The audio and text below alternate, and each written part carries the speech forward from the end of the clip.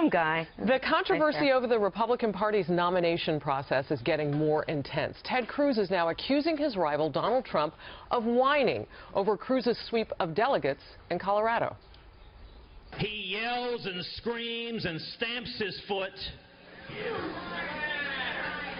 He curses and yells and insults anyone nearby. Look, as we know, in the state of California, wine is something best served with cheese. Since losing Colorado, Trump has been very vocal about the nominating process. Here he is at a rally in Albany, New York. I'm hundreds of delegates ahead, but the system, folks, is rigged. It's a rigged, disgusting, dirty system. It's a dirty system. And then Trump is sharing this video of a Colorado voter burning his American Party registration form after Cruz's victory. His campaign notes that this guy is not the only one saying goodbye to the GOP. You have millions of Republican voters right now who are tearing up their registrations as we speak. We have voters in Louisiana, you have voters in Tennessee who all are experiencing this right now, and many of them are threatening to leave the party. So two questions. One, why is Colorado such a pivotal point? Why do you think Trump is focused on that? And do you think Cruz's reaction, well, what do you think of it? Well, I think the reason that Trump is complaining about Colorado is because he lost, and what he's pinning it on is the fact that there is no primary or caucus in the state of Colorado.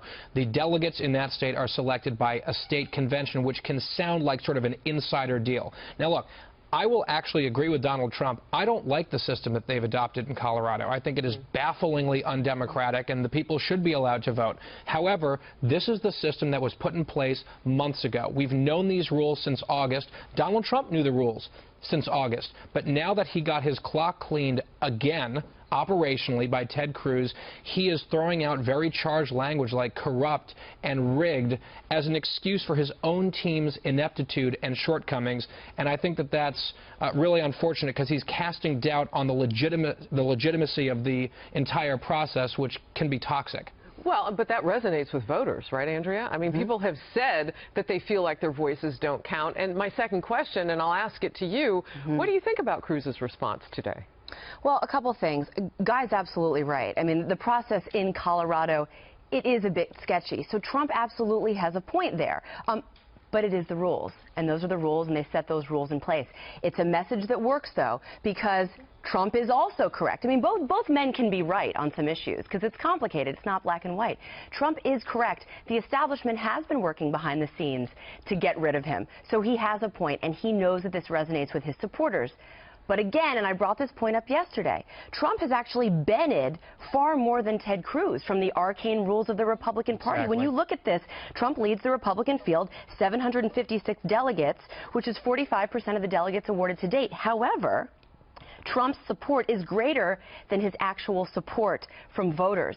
So he has more delegates, even though he has less support from the voters when you look at the math. So his argument, not exactly bulletproof on that one. And actually, you raised an excellent point. Cruz has benefited much less than Trump, because as you pointed out, Trump has 22% above his raw vote in terms of delegates. Cruz only has 14.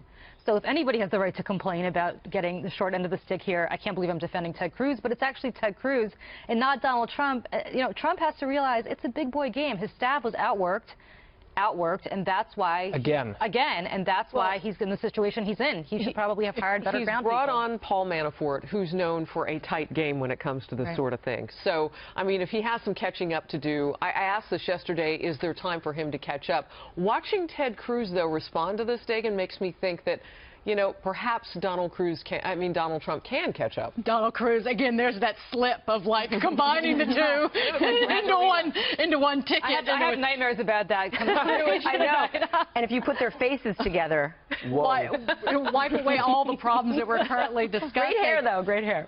But I'm surprised. So, big picture, this dovetails with Trump as the outsider. He's going to rip up this horrible system.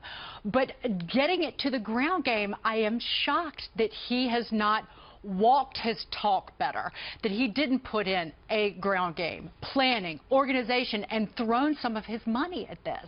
That's what's kind of glaring at this point. Or maybe he didn't feel like he needed to. Well, again, I think there's part of this campaign is like, wowza.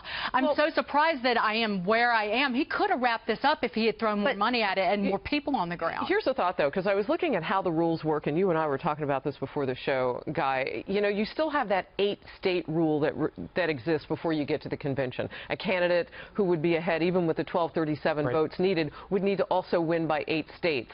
And that was put into place right before 2012 by Mitt Romney's crew. Under that rule, you have to win the majority of delegates in 8 nominating contests to be eligible to be placed into nomination. It's very arcane. And by the way, those are 2012 rules. They can be completely rewritten and thrown out by the 2016 delegates. I just want to make one point about... Which is why Trump is correct when he says that there could be some funny business going on, and there could be some funny business going on in other states. But again, the math backs up what Cruz is saying. Donald Trump has won 45% of the delegates, but only 37% of the vote. Before we go on, one second, because I want to get this in. An aide for Speaker of the House, Paul Ryan, is now saying that he will rule himself out as the potential 2016 presidential candidate. Quote, once and for all, he's set to speak today to make that known to the nation at 3:15 p.m. Eastern. So that's something, obviously, that we'll cover here. But we've seen this sort of thing from Paul Ryan before when he said he didn't want the Speaker's job, too. Yeah, I was going to say, did he rule himself out? Speaker, as a Sherman-esque, I'll never be Speaker. Guess what he is today. I will say, with respect to Donald Trump and his complaints, you know, and we both have done campaigns, so we know this. The most dangerous thing is a candidate who doesn't know what he doesn't know. He's not expected to know these arcane rules. He's the candidate. Yeah, but his whole campaign is, I'm going to go out and hire people who know that. Right. What he is expected, you're absolutely right. What he's expected to do is to go out there and hire people who do know what they're doing, and his staff obviously didn't know what they were doing and doesn't want to bring in anybody who does know until Paul Manafort. Can I ask a question? And Dagan, I want to come back to you because I cut in to bring in that news about Paul Ryan. but I'll come to you with this question. So Donald Trump, in a way, can't win or lose in this scenario, because when he's criticized for taking a few days off to look at his staff, that becomes, oh my gosh, there must be turmoil in the ranks. But when he puts people in place, well, why did it take so long? So which is it? I think that he is a genius at making the best of a bad situation, that he has taken this, and it was a snafu, not knowing the rules in Colorado, and people feel cut off and disenfranchised, certainly in that state, but he's made it, he's on the stump and whipping people into a frenzy over what happened to him in Colorado.